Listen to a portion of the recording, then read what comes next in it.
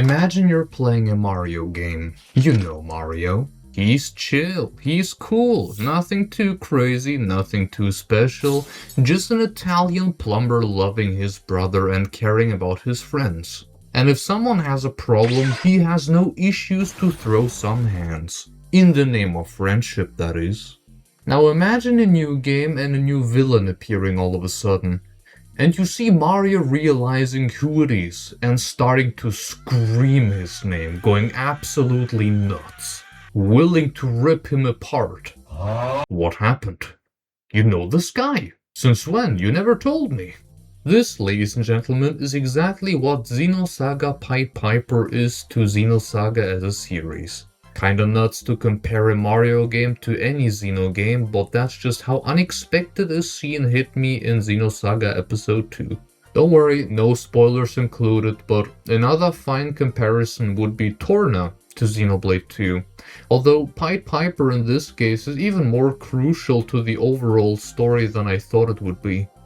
A mobile game from 2004, which was lost media for over 20 years. And last year, that has changed.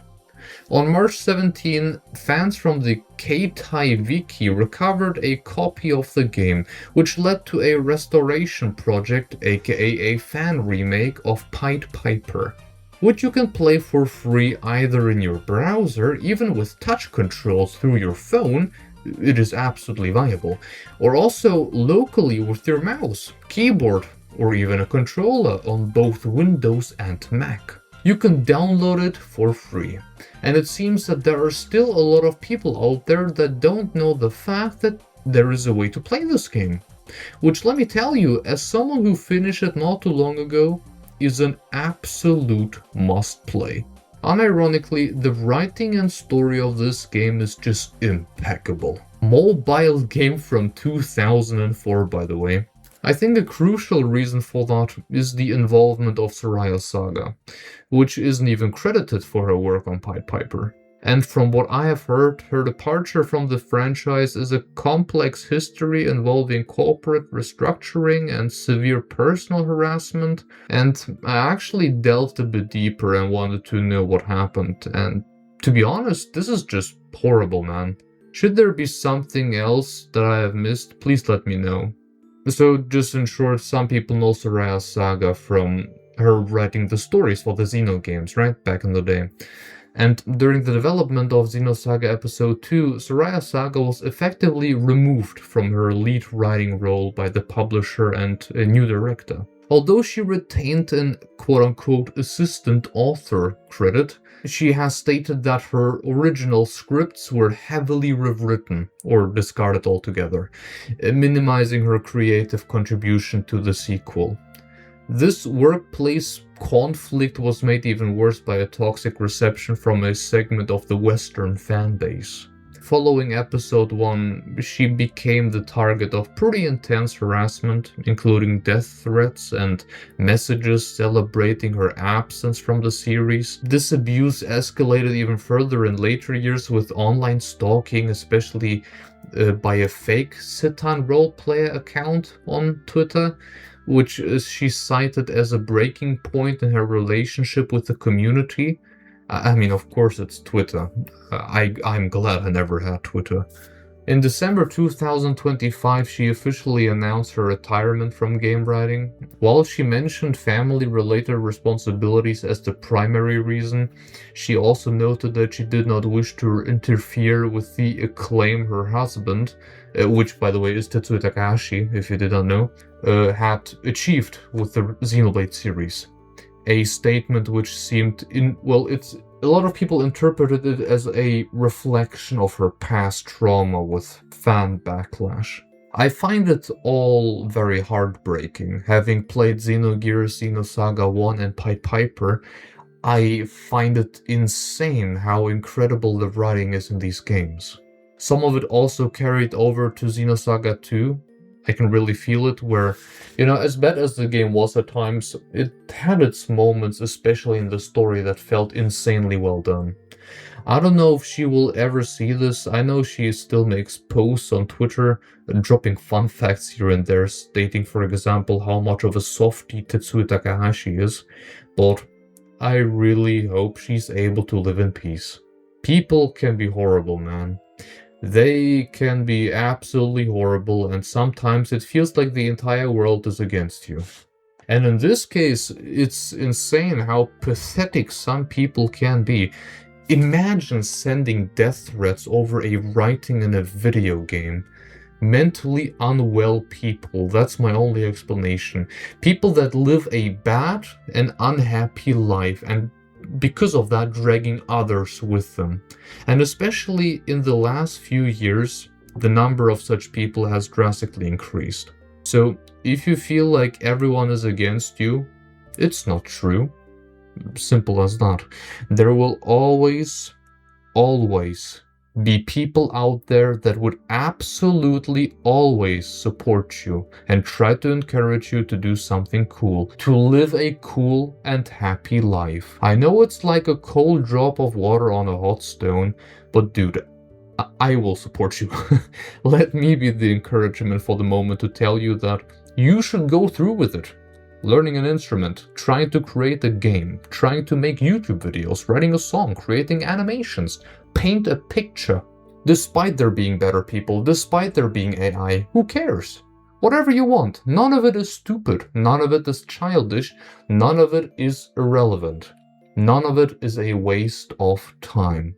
I watched so many people, especially on YouTube in those 15 years, and just how far they have come. Everyone can do cool stuff, if they really want to. I mean, look at these people that made this remaster. Cyclonefox joined the streams a few times actually, and if you're watching this, I enjoyed chatting with you. You're pretty cool. And so is this entire project. Just to go over a few cool things, you can play the game in Japanese, English, German, French, and Spanish. There are no random encounters, dear Lord, thank you. Already a goated experience thanks to that. You can see the enemies run around and dodge them on the field. You can also trap them with hazards, in the environment, to receive an advantage in battle, or surprise them from behind so they are confused for one round. The battle system has been reworked to be more similar to Xenosaga Episode III with its turn order, boosting, and special attacks. The game has a fully original soundtrack made by Wow Bob. Wow. And wow, Bob, it is wow indeed. Cyclonefox tried to turn this into a full Xenosaga experience, and I think successfully. They implemented features which are not even in the original Pied Piper. Segment doors, EVS plates, and the skill tree, where I spent more time in it than I should have. But I liked it a lot. I originally didn't even intend to play through the game and just watch the cutscenes, but it was way more fun than I thought it would be. Where in this case, a special thanks to Molduga who convinced me to give it a try. After playing it himself, I would argue that you could play this one actually right away.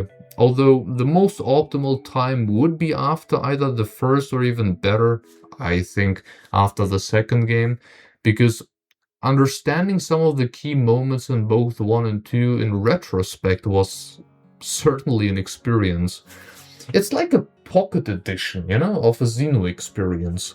And it is setting up things for the third game, so it will include some characters from 1 and 2, if you want to play it before playing any mainline Xeno game, so just be aware of that. Then there's also a missing year. Who's responsible for that? Who greenlit this thing? When it comes to the PowerPoint presentation that they prepared for us, I think this is just straight up awful. The worst visual novel kind of experience I have ever seen, where they talk to each other and you have to read a wall of text at the same time while seeing PNGs fading in and out. But all of that can be said about the story and lore. If you played Xenogears Disc 2, this is pretty much Disc 2 essentially, just with an even lower budget. but with even bigger lore drops. We didn't have anything remotely close to the insanity that is lore and world building in both Gears and Saga in the Blade games. Although Genesis might change that, who knows? It looks pretty crazy, not gonna lie. It's just a story, or I guess a missing year between the second game and the third game. You could have made a full game out of those events, but, you know, Monolith Soft and their past, it's been told way too many times at this point. Being too ambitious, not having enough time, making cuts left and right, story and lore is being compressed and rushed to some degree, but it's some tasty stuff still. Like a cold pizza. I'm not sure that makes any sense. Heck, I'm kinda hungry. Well, in any case, I'm really invested. I can't wait for Xenosaga Episode III, man. It will be a blast. I heard so many good things about it already, and the second game, and also the first game too, and both Pied Piper and The Missing Year, they're setting up so many things, man. I get the feeling I will just simply get eradicated by a lore nuke. I'm concerned. And yet, my body is ready. In any case, this is just a free ad for the Pied Piper fan remake, which is just incredible.